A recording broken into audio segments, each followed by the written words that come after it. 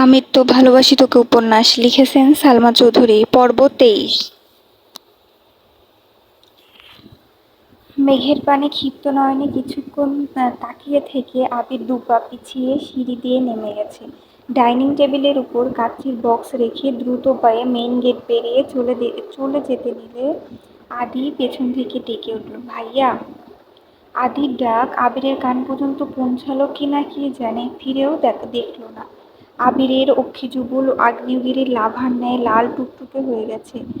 Gate পেরিয়ে বাইকে উঠতে গিয়ে হাতে থাকা সানগ্লাসটা ডাস্টবিনের দিকে ছুঁড়ে ফেলে দেয়। নিজের ভেতরে সবটুকু ক্রোধ যেন সানগ্লাসটার উপর ঢেলে দিয়েছে। সানগ্লাস ভেঙে খণ্ড বিখণ্ড হয়ে গেছে। সানগ্লাসের ভাঙা অংশের চাপে হাতও কেটে গেছে 2-3 জায়গাতে। এই হাত দিয়েই বাইক স্টার্ট দিয়ে নিজের অফিসে চলে যায়। অফিসে ঢুকতেই রাকিব ছুটে আসে, স্যার আপনি এত তাড়াতাড়ি চলে আসলেন যে, বউকে সময় দেওয়া শেষ? আবির ক্ষুব্ধ আঁখিতে চাইল রাকিবের দিকে, কোনো কথা না বলে নিজের কেবিনে ঢুকে চেয়ারে চোখ বন্ধ করে বসে পড়ল। রাকিবও পেছন পেছন আবিরের কেবিনে ঢুকল। সহসা চোখ পড়ল আবিরের হাতের দিকে। আঁতকে উঠে ছুটে গিয়ে আবিরের হাত ধরে বলল, হাত কাটছিস কিভাবে? আবির হাত সরিয়ে বলল, তুই এখন যা, আমি একটু একা থাকতে চাই। রাকিব আকুল স্বরে জানালো, চলে তো যাবই, আগে বল কি হয়েছে? আবির অনমনীয় কণ্ঠে উত্তর দিল, কিছু হয়নি। রাকিব ভাবুক স্বরে বলল, কিছু একটা তো অবশ্যই হয়েছে। আমি তোর বেস্ট ফ্রেন্ড, এটা ভুলে যাস না। এখন বল কি হয়েছে? মেঘ কিছু করেছে? ক্রোধে আবিরের নাকের ডগা ফুলে আছে, নয়নজোড়া এখনো রক্তবর্ণ হয়ে আছে, বক্ষস্থলে থাকা হৃৎপিণ্ডটা যেন দিকবিদিক ছুটে বেড়াচ্ছে। আবির দীর্ঘশ্বাস ছেড়ে কঠিন স্বরে বলল, আমি ওর জীবনে কাঁটার নাই। আবির নামক কাঁটাটা ওর জীবনে না থাকলে ও হয়তো অনেক বেশি হ্যাপি থাকতো। রাকিব ভ্রু কুঁচকে বলল, কি বলছিস এসব? মাথা ঠিক আছে তোর? আবির গ্লাস ছেড়ে শক্ত কণ্ঠে উত্তর দিল, আমি ঠিক করেছি ওকে ওর মতো থাকতে দিব, ওর ব্যাপারে কোনো কথা বলবো না। আবির এবার সশব্দে হেসে উঠল। আবির ভ্রু কুঁচকে ক্রোধিত নয়নে চেয়ে রইল। রাকিবের সেদিকে হুঁশ নেই, হাসতে হাসতে পেট চেপে ধরেছে। আবির রাগান্বিত কণ্ঠে বলল, অহেতুক হাসছিস কেন? রাকিবের হাসি যেন থামছেই না।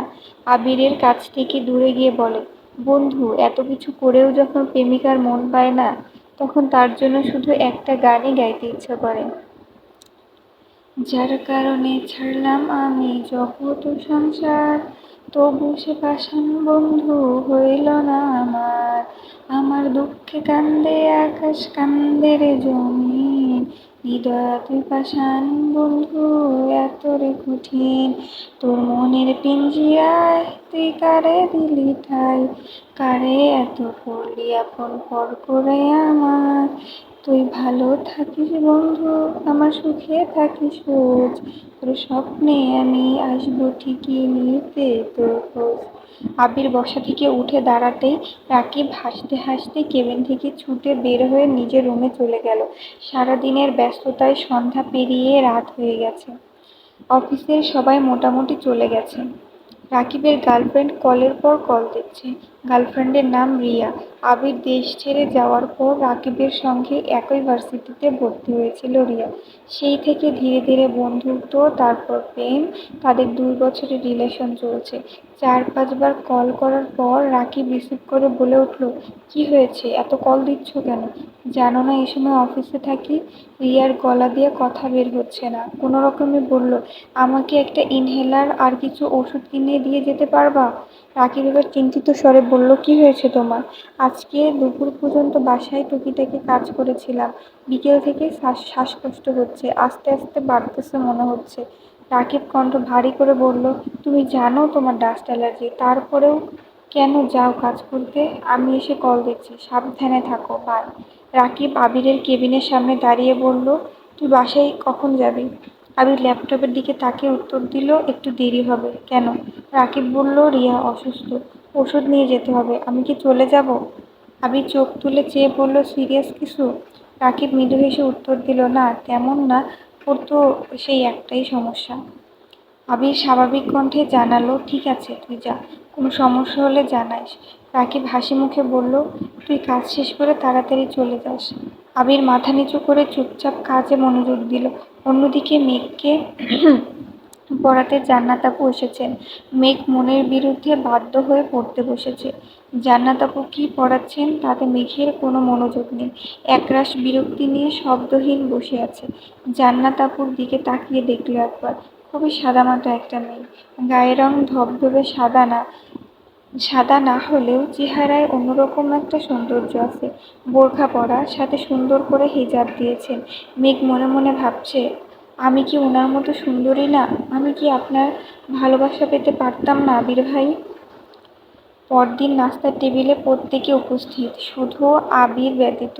আদির খাওয়া শেষ হতেই আকলিমা খান বললেন, তোর ভাইয়া উঠেছে কিনা দেখে আয় তো। আদি দৌড়ে গেল আবিরের রুমের সামনে। আদি বা মিম কেউই আবিরের রুমের ভিতরে ঢোকে না, দরজা থেকে ডেকে চলে আসে। আজও আদি দরজা থেকে উঁকি দিয়ে দেখল, কিন্তু আবির কোথাও নেই। দুবার ডেকেছে কিন্তু সাড়া নেই। আদি করিডোর থেকে চিৎকার দিয়ে বলল, ভাইয়া তো রুমে নেই আম্মু। সবাই এবার মুখ চাওয়াচাওয়ি করছে। রুমে নেই মানে? সকাল থেকে তো বের হতে দেখলাম না। তানভীর গলা উঁচু করে বলল, ছাদে দেখ তো আদি। ভাইয়ের কথা মতো আদি ছাদের দিকে গেল, কিন্তু ছাদের গেটও তালা। আদি পুনরায় তা জানালো। মালিহা খান চিন্তিত স্বরে বললেন, আবির কি রাতে ফিরেনি? মিক সহসা বড় আম্মুর দিকে চাইল। এই বাড়ির ছেলেরা কখনো বাহিরে রাত কাটায় না। যত রাতই হোক বাসায় ফিরে আসে। এটাই খানপাড়ের রুলস। খুব প্রয়োজন হলে আলী আহমেদ খানের থেকে অনুমতি নিয়ে থাকতে হয়। ইকবাল খান সঙ্গে সঙ্গে ফোন বের করে আবিরকে কল দিয়েছেন। প্রথমবার রিসিভ হয়নি। দ্বিতীয়বার রিসিভ হতেই ইকবাল খান শুধালেন, কোথায় আছিস? আবির ঠান্ডা কণ্ঠে উত্তর দিল, অফিসে। ইকবাল খান, তুই বাসায় ফিরিসনি কাল? আবির, না। ইকবাল খান, কেন? আবির গম্ভীর কণ্ঠে জবাব দিল, অফিসে কাজ ছিল। ইকবাল খান তপ্ত স্বরে বললেন, ও আচ্ছা, আজ আমাদের অফিসে মিটিং আছে, আসবি না? আবির ভারী কণ্ঠে জানালো, চলে আসবো, এখন রাখছি, কাজ আছে। আলী আহমেদ খান রাগে বলে উঠলেন, দুদিন হয়নি নিজের কোম্পানি খুলেছে, এখনই ব্যস্ততা দেখায়। কই, আমাদের তো রাতে অফিসের থেকে কাজ করতে হয়নি কখনো। মালিহা খানের দিকে তাকিয়ে শক্ত কণ্ঠে বললেন, ছেলেকে বোঝাও, বাহিরে থাকাকালীন কি করেছে না করেছে সেসব আমাদের বাড়িতে চলবে না। ডাইনিং টেবিলে নিস্তব্ধতা ছেয়ে গেছে। কারো মুখে কোনো শব্দ নেই। আলী আহমেদ খান উঠে গেছেন। মালিহা খান ডাইনিংয়ে বসে ইকবাল খানকে শুধালেন, আবিরের জন্য কি খাবার দিয়ে দিব? ও তো গতকাল সকালে না খেয়ে বেরিয়েছিল, তারপর থেকে তো আর দেখিনি। আদি তৎক্ষণে ডাইনিংয়ের কাছে এসে উত্তেজিত কণ্ঠে বলল, গতকাল দুপুরে ভাইয়া আসছিল, আমি ভাইয়াকে ডাকও দিয়েছি, কিন্তু ভাইয়া শুনেনি। তারপর টেবিলের কাচ্চি বিরিয়ানির বক্স রেখে আমি সেটা নিয়ে উপরে আপুদের কাছে চলে গেছিলাম, তাই তোমাদের কাউকে জানাতে মনে নেই। আদির কথা শুনে মেঘ বিড়বিড় করে বলল, কাচ্চি বিরিয়ানি আবির ভাই আনছিল? আগে জানলে ওনার আনা খাবার খাইতামই না। নিজের ইচ্ছে মতো মারবেন, ঝাড়বেন, আবার মন চাইলে খাবার এনে খাওয়াবেন, আর আমি সব ভুলে যাব? এমন মেয়ে আমি না। ইকবাল খান বললেন, বড় ভাবি, আপনি খাবার দিয়ে দেন, আবির অফিসে আসলে খেয়ে যাবে। রাত 10টার দিকে আবির বাসায় ফিরেছে। ততক্ষণে 3 কর্ত্রী ব্যতীত সকলের খাওয়া শেষ। আবির ফ্রেশ হয়ে মা কাকিদের সাথে খেতে বসেছে। এই যে মা, মামুনি আর কাকিয়া এত এত প্রশ্ন করছে, আবির নিঃসাড়ায় সব শুনছে। কোনো উত্তর দিচ্ছে না। কোনো রকমে খাওয়া শেষ করে রুমে চলে এসেছে। সময় চলছে নিজস্ব গতিতে। মাঝখানে কেটে গেল 10 দিন। আবির আর মেঘের দেখা হলেও কেউ কারো সাথে কথা বলে না। আবির খাবার টেবিলে একসাথে বসলেও মেঘের দিকে একবারের জন্যও তাকায় না। মেঘ ঠিকই 2-1 বার তাকিয়ে দেখে, কিন্তু আবির যেন নিজেকে শক্ত আবরণে আবৃত করে রেখেছে। বুকের উপর পাথার চাপা দিয়ে দিন কাটাচ্ছে। আবির যতক্ষণ বাসায় থাকে ততক্ষণ নিজের রুমের দরজা বন্ধ করে রাখে। মেঘও নিজের মতো খাইতেছে, মিম আর আদির সাথে আড্ডা দিচ্ছে। জান্নাত আপু পড়িয়ে যাচ্ছে, কোচিং থাকলে কোচিংয়ে যাচ্ছে, বাসায় এসে পড়াশোনা করছে, সবই নিজের মতো করছে। শুধু মাঝে মাঝে ভাবে, আবির ভাইয়ের কি কিছু হয়েছে? আজ মেঘের এইচএসসি রেজাল্ট পাবলিশ হবে। সকাল থেকে না খেয়ে বসে আছে মেয়েটা। আলী আহমেদ খান আর মোজাম্মেল খান অফিসে চলে গেছেন। ইকবাল খান কোনো এক দরকারে আদির স্কুলে গিয়েছেন। আবিরও সকাল সকাল অফিসের জন্য বেরিয়ে গেছেন। আবিরের কিছুক্ষণ পর তানভীরও বেরিয়েছে। ঘণ্টাখানেক পর রেজাল্ট পাবলিশ হয়েছে। মাহাদিবা খান মেঘ গোল্ডেন জিপিএ 5 পেয়েছে। খানবাড়িতে খুশির আমেজে ভরে উঠেছে। কিছুক্ষণের মধ্যে মোজাম্মেল খান আর আলী আহমেদ খান মিষ্টি নিয়ে বাসায় হাজির হয়েছেন। ইকবাল খানও আদিকে নিয়ে ফেরার পথে কয়েক কেজি মিষ্টি নিয়ে এসেছেন। আবিরের পর মেঘই পড়াশোনায় খানবাড়ির মুখ উজ্জ্বল করছে। মাঝখানে তানভীর 4 পয়েন্ট প্লাস রেজাল্ট নিয়ে এসএসসি এবং এইচএসসি পাশ করেছে। মালিহা খান ছেলেকে কল দিচ্ছেন, কিন্তু আবির কল ধরছে না। তানভীরকেও কল দিয়েছেন, কিন্তু ব্যস্ত বলছে। বাড়িতে এত আনন্দ, কিন্তু দুই ভাই যেন নিরুদ্দেশ। বেশ কিছুক্ষণ পর আবির আর তানভীর বাসায় ফিরেছে। তানভীর একটা র্যাপিং করা বক্স মেঘের হাতে দিয়ে হাসি মুখে বলল, কংগ্রাচুলেশন মাই ডিয়ার বনু। মেঘ একগাল হেসে জানালো, থ্যাংক ইউ ভাইয়া। আবির কোনো দিকে না তাকিয়ে নিঃশব্দে দীর্ঘ পা ফেলে নিজের রুমে চলে গেছে। মেঘ আবিরের দিকে চেয়ে মনে মনে বলল, একটা মানুষ এতটা হৃদয়হীন হয়ে থাকে কি করে? সামান্য একটা কংগ্রেস শব্দও কি বলা যেত না? তানভীর মেঘের জন্য স্পেশালি রসমালাই নিয়ে এসছে। মেঘ তানভীরকে কয়েক পিস খাইয়ে বক্স নিয়ে দৌড়ে গিয়ে ডাইনিংয়ে বসে খাচ্ছে, যেন অন্য কেউ ভাগ না বসায়। তানভীর নিজের রুমে ফ্রেশ হতে চলে গেছে। 20 মিনিটের মধ্যে আবির অফিসের জন্য রেডি হয়ে বের হচ্ছে। আবিরের পিছন পিছন তানভীরও নামছে। মালিহা খান আবিরকে ডেকে বললেন, এ সময় আবার কোথায় যাচ্ছিস? আবির ভারী কণ্ঠে বলল, অফিসে কাজ আছে। মালিহা খান আবারও বললেন, মিষ্টি খেয়ে যা। আবির কণ্ঠ দ্বিগুণ ভারী করে বলল, সময় নেই। মেঘ তখনও ডাইনিংয়ের চেয়ারে বসে আছে। আবির ভাইয়ের কাঠখোট্টা জবাবে অষ্টাদশীর মন খারাপ হলো। মনে মনে ভাবল, সত্যি কি আপনার সময় নেই, নাকি আমার রেজাল্টের মিষ্টি আপনি খেতে চান না? আবির চলে যাচ্ছে। হালিমা খান আবিরের যাওয়ার দিকে চেয়ে পুনরায় সিঁড়িতে থাকা তানভীরের পানে তাকিয়ে চিন্তিত স্বরে বললেন, আমি আরও ভাবলাম বোনের রেজাল্টের খুশিতে তোরা দুই ভাই মিলে এলাকায় মিষ্টি মিষ্টি দিয়ে আসবি। তানভীর মৃদু হেসে প্রশ্ন করল, এক বাড়িতে কতবার মিষ্টি দিতে হবে? হালিমা খান ছেলের কথার মানে বুঝল না। কপাল কুঁচকে বললেন, মিষ্টি তো দেওয়া হয়নি এখনো। তানভীর হাসিমুখে জানালো, ভাইয়া আর আমি এলাকার সব বাড়িতে মিষ্টি দিয়েই বাসায় এসেছি। মেঘ বিস্ময়কর দৃষ্টিতে ভাইয়ার অভিমুখে তাকিয়েছে। অষ্টাদশীর চোখে মুখে উজ্জ্বলতা ফুটে উঠেছে। 10 দিনের রাগ যেন 10 সেকেন্ডেই হাওয়া হয়ে গেছে। প্রিয় মানুষ বরাবরই প্রিয় থাকে, মাঝে মাঝে শুধু অভিমানের চাদরে ঢেকে যায়। মেঘ বিড়বিড় করে বলল, আমি কি ঠিক শুনছি? আবির ভাই আমার রেজাল্টের খুশিতে এলাকায় মিষ্টি খাইয়েছেন? তাহলে বাসায় এমন মুড নিয়েছিলেন কেন? একটা মিষ্টি মুখে দিলেন না কিন্তু কেন? উনি কি কোনো বিষয়ে রেগে আছেন? মেঘের পাশাপাশি সবাই যেন অবাক চোখে তাকিয়েছে তানভীরের দিকে। তানভীরের কথায় আকলিমা খান ভ্রু কুঁচকে বললেন, আমাদেরকে জানালে কি এমন হতো শুনি? আবির বা তুই কেউ তো বলতে পারতি। তানভীর হাসি মুখে উত্তর দিল, ভাইয়া লোক দেখানো কাজ পছন্দ করে না, জানোই তো। তাছাড়া আমি তো এখন বললামই তোমাদের। মোজাম্মেল খান এবং আবিরের এমন কাণ্ডে খুশি হয়ে বললেন, যাক, বড় ভাইয়ের দায়িত্ব পালনে আবির অবহেলা করেনি, এটাই তো দরকার। আব্বুর মুখে এমন কথা শুনে মেঘের মুখটা মলিন হয়ে গেল। আবির ভাইকে তো সে বড় ভাই হিসেবে ভাবেইনি কখনো। আবির ভাই হলো ক্রাশ, না হলে বাস। তাই কিছু না, ভাইটাই কিছু না। রাত 10টার দিকে আবির ফিরছে। মেঘ তখন পড়ছিল। আবির রাতে খাবার খেয়ে নিজের রুমে গিয়ে দরজা বন্ধ করে ফেলেছে। বেশ কিছুক্ষণ পর মেঘ নিচে নামতে আকলিমা খান বলে উঠলেন, কিরে, আবিরকে মিষ্টি দিলি না? মেঘ আশ্চর্য নয়নে চেয়ে বলল, তোমরা দাওনি কেন? হালিমা খান স্বাভাবিক কণ্ঠে জানালেন, আমরা তো বলছি, ও তো খাবে না বলে চলে গেল। তুই একটু নিয়ে যা, তুই বললে যদি খায়। একটা প্লেটে কয়েকটা মিষ্টি নিয়ে মেঘ গুটি গুটি পায়ে করিডোর পেরিয়ে আবির ভাইয়ের রুমের সামনে হাজির হলো।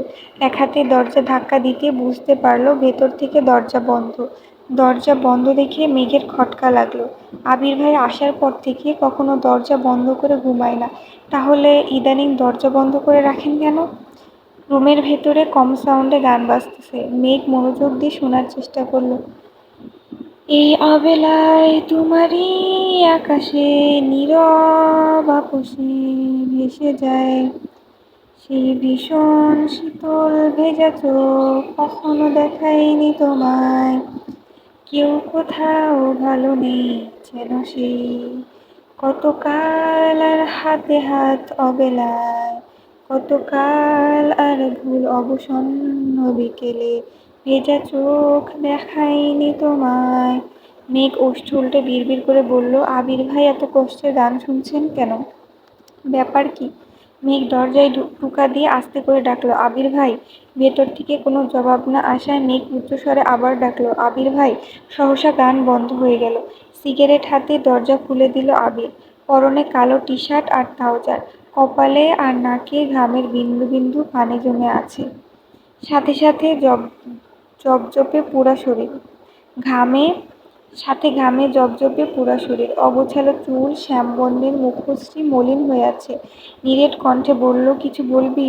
আবির ভাইয়ের হাতে দ্বিতীয়বারের মতো সিগারেট দেখে মেঘের হৃদয় চূর্ণ বিচূর্ণ হলো। হাজার রাগ অভিমান থাকুক, তারপরও আবির ভাইয়ের প্রতি মেঘের সুপ্ত ভালোবাসা এখনো বর্তমান। মেঘ আর্তনাদ করে বলল, আপনি আবারও সিগারেট খাচ্ছেন? আবির গম্ভীর কণ্ঠে শুধালো, তাতে তোর কোনো সমস্যা? মেঘ মাথা নিচু করে শীতল কণ্ঠে জবাব দিল, হ্যাঁ। আবির কপাল কুঁচকে তাকিয়ে শক্ত কণ্ঠে বলল, কি সমস্যা? প্রশ্ন করে দরজা থেকে সরে বিছানার পাশে বসে সিগারেট ঠোঁটে ধরেছে। অকস্মাৎ মেঘ দ্রুত পায়ে আবিরের কাছে গিয়ে মুখ থেকে সিগারেট টেনে ফ্লোরে ছুঁড়ে ফেলে দিয়ে রাগে ফুঁসতে ফুঁসতে জবাব দিল, আপনি সিগারেট খান, এটাই আমার সমস্যা।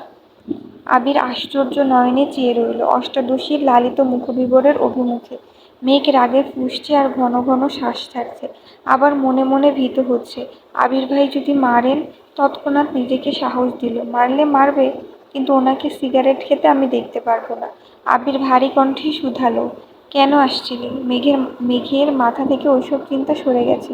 তবুও কিছুটা চিন্তিত স্বরে বলল, আপনার জন্য মিষ্টি নিয়ে আসছি। আবির ঠান্ডা কণ্ঠে উত্তর দিল, আমি মিষ্টি খাবো না, নিয়ে যা। মেঘ ভয়ে ভয়ে জিজ্ঞেস করলো, কেন খাবেন না? আমার রেজাল্টে কি আপনি খুশি না? আবির নিস্তব্ধ হয়ে ফ্লোরে পড়ে থাকা আধখানা সিগারেটের পানে চেয়ে আছে। মেঘ পুনরায় বলল, কিছু বললেন না যে?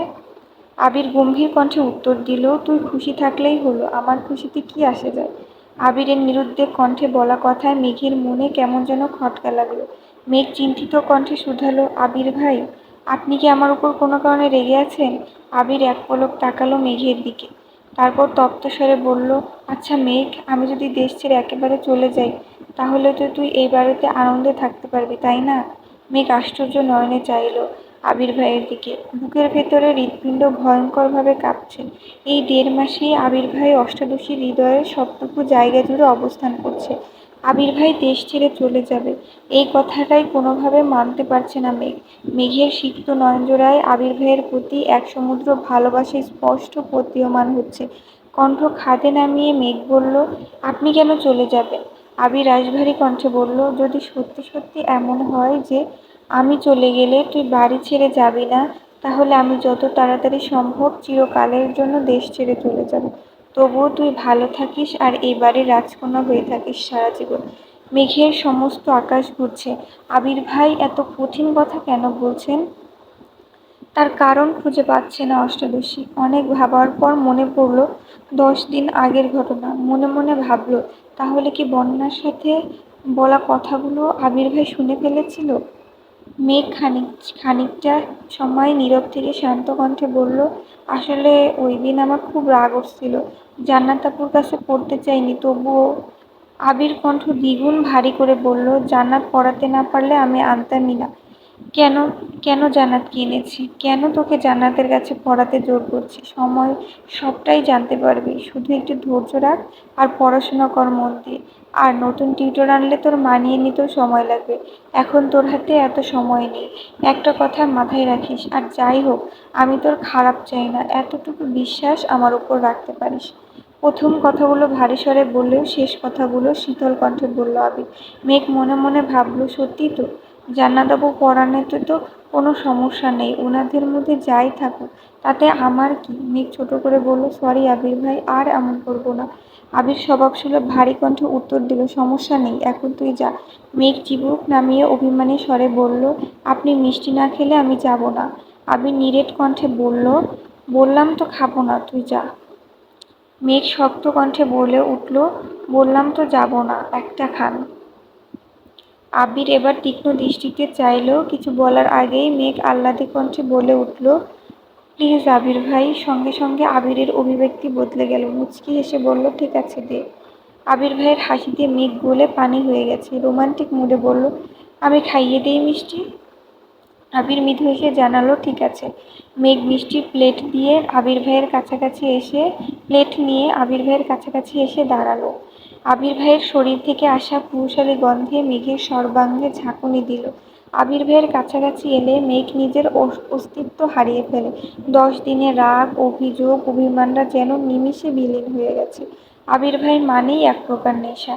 কাছে আসলেই অষ্টাদশী সেই নেশায় আসক্ত হতে বাধ্য।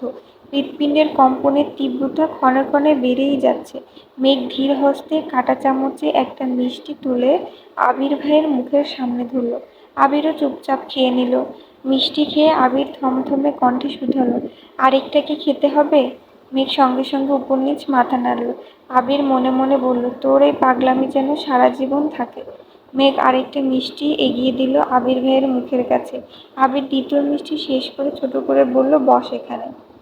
মেঘ সঙ্গে সঙ্গে বিছানার পাশে বসল। আবির একটা মিষ্টি কেটে অর্ধেকটা মেঘের মুখে দিল। মেঘ যেন নিজের চোখকে বিশ্বাস করতে পারছে না। আবির ভাই তাকে মিষ্টি খাওয়াচ্ছে। মেঘ চুপচাপ মিষ্টিটা খেয়ে নিল। আবির দ্বিতীয়বার কিছুটা মিষ্টি মেঘের মুখের সামনে ধরে বলল, দুবার না খাওয়ালে তো তুই আবার পানিতে পড়ে যাবি, নে হা কর। মেঘ মিষ্টি মুখে নিয়ে একগাল হাসল। মিষ্টি খেয়ে মেঘ শান্ত স্বরে ডাকল, আবির ভাই। আবির দৃষ্টি মেঘের মুখ বরাবর নিয়ে সুমধুর কণ্ঠে উত্তর দিল, হুম। সেই দরদ ঝালা কণ্ঠে বলা শব্দটা অষ্টাদশীর মনের ভিতরে উথাল পাথাল ঢেউয়ের সৃষ্টি করছে। এই হুমতে মিশে আছে সীমাহীন ভালোবাসা। আবিরের দৃষ্টি অষ্টাদশীর মুখমণ্ডলে। ডাগর ডাগর আখিতে দীর্ঘ মনোযোগ দিয়ে চাইল। গভীর নলকূপের ন্যায় বিমোহিত সেই নয়নজোড়া আবিরকে স্থির থাকতে দিচ্ছে না। আবির চাইলেও নিজেকে শক্ত খোলসে আবদ্ধ রাখতে পারছে না। দৃষ্টিকে নামিয়ে নিল ফ্লোরে। মেঘ ঢুক গিলে নিজেকে কন্ট্রোল করে শান্ত আঁখিতে আবির ভাইয়ের দিকে চেয়ে বলল, একটা কথা বলবো? আবির নিচের দিকে তাকিয়ে উত্তর দিল, বল।